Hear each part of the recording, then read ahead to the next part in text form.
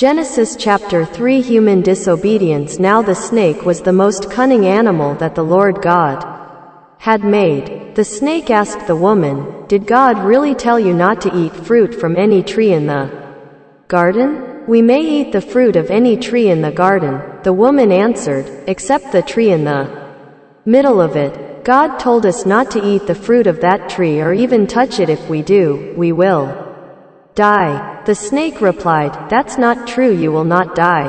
God said that because He knows that when you eat it, you will be like God and know what is good and what is bad."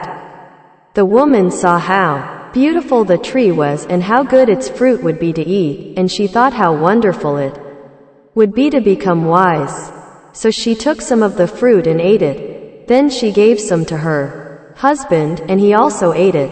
As soon as they had eaten it, they were given understanding and realized that they were naked, so they sewed fig leaves together and covered themselves.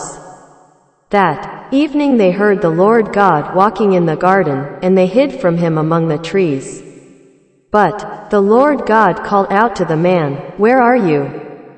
He answered, "I heard you in the garden, was afraid and hid from you, because I was naked." "Who told you that you were naked?" God asked. "Did you eat the fruit that told you not to eat?" The man answered, "The woman you put here with me gave me the fruit, and I ate it." The Lord God asked the woman, "Why did you do this?" She replied, "The snake tricked me into eating it."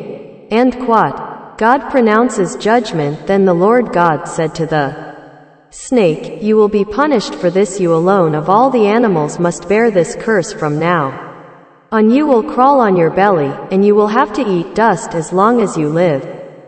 I will make you and the woman hate each other. Her offspring and yours will always be enemies. Her offspring will crush your head, and you will bite her offspring's heel." And he said to the woman, "I will increase your trouble in pregnancy and your pain in giving birth. In spite of this, you will still have desire for your husband, yet you will be subject to him." And he said to the man, "You listened to your wife and ate the fruit which I told you not to eat. Because of what you have done, the ground will be under a curse.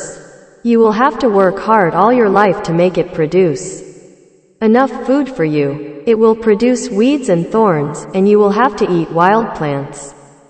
You will have to work hard and sweat to make the soil produce anything, until you go back to the soil from which you were formed. You were made from soil, and you will become soil again." Adam named his wife Eve because she was the mother of all human beings. And the Lord God made clothes out of animal skins for Adam and his wife, and he clothed them. Adam and Eve are sent out of the garden. Then the Lord God said, "Now these human beings have become like one of us and have knowledge of what is good and what is bad.